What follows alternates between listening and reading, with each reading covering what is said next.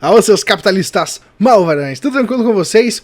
Gabriel Pelissaro na área, vamos para mais um vídeo, vamos falar de classe média cada vez mais espremida, né? Porque a gente vem falando já aqui no canal que quem vai pagar todas essas contas e quem vai mais sentir no bolso é a classe média, tá? Por quê? Porque sente realmente que o poder de compra vai reduzindo e ela sente o nível caindo, né? Por quê? Porque ela tem mais luxos, digamos assim. Então ela tá um pezinho na riqueza e um pezinho na pobreza, por isso que é a classe média. Então, olha só que interessante essa matéria aqui do Estadão, que eu vou ler para vocês aqui e a gente comenta junto. Então, sem renda, classe média corta plano de saúde e escola. Itens estão entre as principais despesas revistas por famílias, diz pesquisa. 35% disseram que dispensaram empregadas ou babás. Então, eu vi muitos comentários lá no Facebook e tal da galera, votou no Bolsonaro, só fazer arminha, agora aí estão se ferrando, né? A galera, ela torce. No Brasil tem muito essa questão da inveja, né? Essa questão foda-se, né? Você sabe como é que é a cultura do brasileiro. Então tem muita dessa galera aí tacando o dedo, ó lá, se ferraram e tal. Então, só que acontece que quando a classe média, ela perde poder de compra, também gera desemprego, né? Porque ela vai cortar certos luxos, como por exemplo ali as diaristas, né, as babás, então eles acabam cortando isso, então também outras pessoas acabam sendo afetadas por causa disso, né? Então é uma coisa que a gente tem que ficar de olho, porque é destruição de riqueza, tá, pessoal?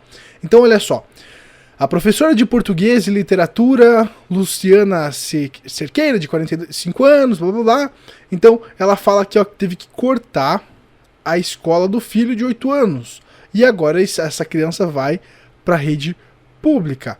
Então, ela tendo de arcar com todas as despesas da casa, depois que o companheiro deixou de fazer trabalhos freelancers, como técnico em informática e garçom, por causa da pandemia.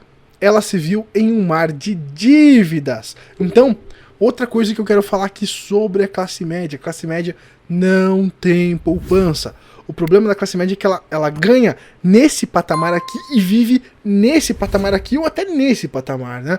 Então esse é um problema da classe média, não só aqui do Brasil, mas geralmente do mundo todo. Então ela realmente gasta o que ganha. E aí é um grande problema.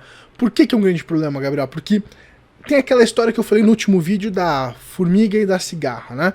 Então você tem que trabalhar, você tem que gerar valor, muitas vezes tem que ter uma renda extra para você conseguir fazer o estoque de comida para o inverno. A maioria dos brasileiros não pensam em momentos de crise, não pensam no inverno. Então eles ficam... entrou a grana, torrou, faz endividamento, parcela carro, parcela casa, compra iPhone 12 de 14 mil reais que não vem o carregador em 24 vezes nas Casas Bahia. Então essa festa, né? E quando vem momentos como esse de crise, momentos de cisne negro, acaba que não tem essa reserva e acaba se lascando. Aí vai lá chorar pro Estado, né? Então, na verdade, falta educação financeira nas escolas e o meu papel aqui no YouTube é buscar levar essa informação financeira para mais pessoas. Então, por isso que é importante você ter uma reserva de emergência, né? Que a gente já falou aqui no canal. Então, é importante você ter uma poupança para esses momentos de seca. E aqui, essa família, né, aqui da história, ela não teria sofrido tanto com a pandemia, com a crise, com o desemprego ali e tal, né? No caso aqui do parceiro que fazia freelancer de informática e como garçom e que se lascou, né? Então é uma lição que a gente pode tirar aqui com o erro dos outros.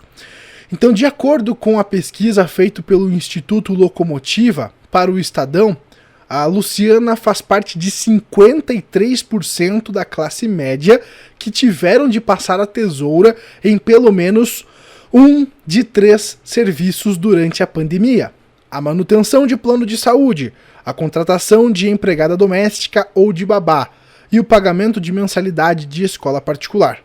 O percentual diz respeito apenas à população que tinha antes do vírus, né, pelo menos um desses serviços. Então foi corte, tá? E aí você pensa a cadeia toda que é afetada. Escolas sendo afetadas, professores sendo cortados, redução de salário, muitas consequências dentro de cada um desses setores, tá, pessoal? Então, Luciana cita o aumento de preços dos produtos básicos nos supermercados, da conta de energia elétrica por causa do longo período dentro de casa e dos gastos com máscaras e álcool gel. Então, de novo, a inflação bate a porta. Nós falávamos lá no início de tudo isso, lá em março, abril, do problema da inflação. Se você vê aqui, tem vídeos de 4, 5 meses atrás falando da volta da inflação. A galera me zoava. Ah, tá aí, né? Inflação de volta. O IPCA diz que é 3%, tá dentro do teto. O IGPM diz que tá 18%, como a gente viu no último vídeo aí. Então a inflação voltou e a gente vê aqui as pessoas já tendo que cortar alguns gastos por conta do aumento, como por exemplo aqui ela fala, dos produtos básicos nos supermercados, né? Energia elétrica. Energia elétrica, vale lembrar que você paga muito imposto na energia elétrica. E a gente também tá vendo seca no Brasil, né? Tem que ver, eu não sei se tem bandeira amarela, se tá bandeira vermelha, como é que tá essa questão das bandeiras também que acaba afetando, né? Isso contribuiu muito para quem não conseguisse mais pagar a escola. Tentei renegociar algum desconto, eles não deram. Sei que ano que vem, infelizmente, ele, né, o filho no caso, não vai continuar na escola particular, que ela pagava R$ 650 por mês. Então aí, como eu falei, né, na sexta-feira o IBGE informou que o IPCA, indicador que mede a inflação oficial do país, que é o IBGE, que é um instituto estatal, então diz que a inflação no mês aí avançou 0,86%. Foi a maior taxa para o mês de outubro desde 2002. Mais do que o resultado fechado em outubro, o IBGE identificou também um aumento do chamado índice de difusão, que mede a proporção de itens com alta de preço diante do total monitorado. Segundo o IBGE, esse índice foi de 68% em outubro, o maior do ano. Os alimentos puxaram esse espelhamento de reajustes, mas a continuidade do avanço da difusão na passagem de setembro para outubro sugere que o movimento foi além dos alimentos, incluindo também itens como eletrodomésticos e alguns ramos de serviços. Então, não é só o arroz que puxou a inflação. Então, tem mais coisas que está puxando a inflação oficial, tá? A inflação oficial. Agora, um outro dado importante é endividamento. Eu já fiz um vídeo atrás aqui explicando por que os juros são altos no Brasil. Então, não é culpa apenas dos bancos, né? Porque o Brasil tem uma das maiores inadimplências. E quando você faz um financiamento, você também está pagando o seguro por conta dessa alta inadimplência das outras pessoas, tá? Bom, vamos lá, falar de endividamento, que nós falamos inclusive no último vídeo, só que a gente falou da questão, acho que dos americanos, né, com o endividamento das faculdades e tal. No Brasil isso também acontece e tem consequências na economia. Então, a pesquisa da Locomotiva mostra que 64% dos brasileiros da classe média estão com alguma conta em atraso. São mais de 56,3 milhões de pessoas que não conseguem chegar ao fim do mês com os boletos em dia. Entre eles, a média de contas atrasadas chega a 4,3. Ainda assim, 2 em cada 3 brasileiros dessa faixa de renda evitam recorrer aos bancos para conseguir reorganizar o orçamento doméstico. No caso específico das mensalidades escolares, 15% dos consultados disseram que não foi possível manter o pagamento durante a pandemia. Para 35%, dispensar empregadas ou babás foi uma forma de tentar controlar o orçamento, enquanto 19% tiveram de cancelar o plano de saúde. E nisso vai no balaio, né? Cancelamento de televisão, cancelamento de Netflix, cancelamento de um monte de serviços aí que não são tão essenciais, né, pessoal? Aí eles vão falar também que algumas pessoas não conseguiram, né, o auxílio emergencial. O auxílio emergencial também não foi suficiente para manter ali o nível de consumo dessas pessoas e tal. E aí tem a questão do aluguel também. Então, o custo de vida tem subido, resume Sérgio Firpo, professor de economia do INSPER de São Paulo. Segundo ele, a alta de preços de alguns alimentos durante a pandemia, na esteira do avanço do dólar ante o real, acabou por afetar o IGPM, como índice é a principal referência para os reajustes dos contratos de aluguel, morar também ficou mais caro. No acumulado de 12 meses, então o IGPM aumentou aí 18%, como a gente já tinha falado. Então a inflação de novo batendo na porta da classe média, que muitas vezes não tem casa própria, mora ali de aluguel. Então vê aí, imagina, você tendo nos últimos 12 meses um reajuste de 18% no aluguel. Olha quanto que isso corrói ali do seu salário, e o problema é que às vezes o salário não teve aumento, às vezes teve corte no salário. Então aí começa um efeito dominó, tá? Aí começa um efeito dominó que ainda não foi muito sentido por conta dos auxílios, por conta do Corona Voucher. É o auxílio estatal que está salvando ainda a economia, tá? Então todo esse fechamento da economia, todo esse alarde, agora tá vindo as consequências. Lembra que a galera falava, primeiro a gente vê as pessoas, depois a economia? Então, tá chegando a hora de ver as consequências da economia, tá? Então, algumas perguntas aqui, vamos rapidão dar uma compilada nelas, porque eu acho também que é bem importante, tá, pessoal? Então, o que aconteceu com a classe média na pandemia? Então, aqui ele fala da classe média que não conseguiu, muitas vezes, o auxílio emergencial como a baixa renda. Então, a classe média ela não recebe alguns auxílios como a baixa renda, por isso que eu digo, né, que a classe média ela fica só pagando, e quando ela precisa, ela não vê esse retorno. Por isso que eu, na minha análise, vejo que a classe média ela é mais afetada. Aqui ele fala, né, que a classe média não tinha poupança, que é o que a gente falou lá no início do vídeo. Aqui outra pergunta, né, parte da classe média recebeu os auxílios dados pelo governo quando ocorreu a redução da jornada de salário. Aí ele fala, né, mas o valor não compensou. Aí ele fala, né, se a pessoa tinha um emprego formal, ela recebeu, mas no caso aqui dos autônomos, né, mas se é advogado, dentista, o salão de classe B, o dono de bar, o pequeno empresário, sofreu muito. Aí a pergunta 2, parte da classe média recebeu o auxílio dado pelo governo quando houve redução de jornada de salário, mas o valor não compensou toda a perda salarial ocorrida? Aí ele responde, né, se a pessoa está em um emprego formal, sim, ela recebeu. Só que detalhe, né, muitas vezes não... O cara, imagina, o cara recebe 5 mil reais por mês, ele vai lá, teve um corte e recebe 600 reais por mês. Não equivale, ele vai ter que fazer cortes, né?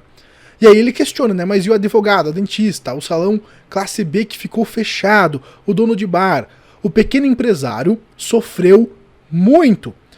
Nós fizemos uma pesquisa sobre financiamento e descobrimos que somente 6% dos empresários conseguiram algum tipo de ajuda de refinanciamento. Então, mais uma treta aí. Então, nem para se endividar os empresários estão conseguindo. Eu conheço aqui alguns clientes que eu atendia quando eu fazia tráfego local para esses negócios, né, quando eu fazia publicidade para negócios locais, que estavam lascados, que o cara não tinha renda, certo? O fluxo caiu, mas tinha que pagar funcionário. Então, quem conseguia estava se endividando e quem não conseguia, às vezes, fechava o estabelecimento, perdia totalmente a renda, né? Então, qual a consequência da perda de renda da classe média para os demais? Então, a classe média teve menos proteção que a baixa renda. Mas qual é a consequência dessa vulnerabilidade? A pessoa manda embora, então, a empregada doméstica. O resultado disso na baixa renda é a perda de emprego. Em um caso, estamos falando de uma situação em que a pessoa terá de comprar menos roupas. Em outro caso, falamos de alguém que vai passar fome. A classe média sofreu um impacto direto no seu consumo. E como é o maior mercado consumidor do Brasil, acabou gerando efeitos nas outras classes, em especial na baixa. Aqui nós temos um outro problema. França bate recordes de novos casos de vírus e envia pacientes à Alemanha, que também tem alta de novas infecções. Então a gente vê essa questão da segunda onda de novo. Será que a economia aguenta uma segunda onda? Será que a economia aguenta o fechamento de novo dos comércios e tudo mais? Então a gente já vê a galera se ferrando. Será que aguenta de novo? Então é uma parada para você ficar de olho, tá? E às vezes essa alta da bolsa não está condizente com a realidade das pessoas, tá? E aí, vou fazer o último comentário aqui do vídeo. Recebi esse vídeo aqui dessa aglomeração. Então, até, sei lá, poucas semanas atrás estava um fervo, né, de questão de pandemia e tal. E agora nas eleições, você percebeu que a pandemia acabou. Tá tudo abrindo, tudo mil maravilhas, o povo na rua, aglomeração. Veja esse vídeo que eu recebi de um amigo meu. Tem a galera fazendo carreata, tem gente sem máscara. E ó, ninguém fala nada. Ninguém fala nada. Acabou a treta. Vamos ver depois das eleições o que vai acontecer, né, pessoal? Então, realmente, essa questão aí da segunda onda, que eu vejo pessoas apoiando o fechamento, lockdowns, é algo que nós temos que ficar de olho com relação aos investimentos e com relação às suas fontes de renda, né? Se você ainda não entrou no digital, você tem que entrar pro digital. Se você tem um negócio e tal, você tem que estar no digital, porque provavelmente nós teremos novos lockdowns aí e você já sabe o que você tem que fazer, porque a gente já viu a tragédia acontecer uma vez e talvez ela se repita.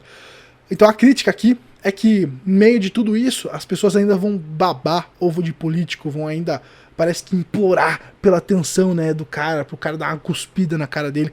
Então realmente é uma doideira como ainda as pessoas têm uma visão dependentes do Estado, né? Então eu acredito que pro Brasil mudar, nós temos que trazer aquela visão do protagonismo, que, cara, sou eu que vou mudar a minha realidade. Independente do político que eu vou eleger, ele não vai fazer nada por mim. Quem vai fazer algo por mim sou eu. Então eu acho que trazendo essa mentalidade é que a gente vai mudar o Brasil. E eu vejo que a gente tem muito trabalho pela frente quando eu vejo vídeos como a gente viu aí anteriormente, da galera se aglomerando para dar a mão lá pro candidato a vereador, né? Então, principalmente você que é do interior, sabe que isso acontece, é realmente bizarro, é a realidade do Brasil, e eu levo tudo isso em fato, tudo isso em conta, para tentar entender o que vai acontecer com a economia, onde eu tenho que colocar o meu dinheiro. Então agora a gente tem que se proteger da desvalorização do real, da inflação, porque esse é o grande inimigo. Essa que é a grande treta, né? Não tem nada de teoria da conspiração aqui. Realmente são fatos. Então, quando eu falo aqui para você ter uma carteira antifrágil, não é teoria da conspiração, é realmente fatos.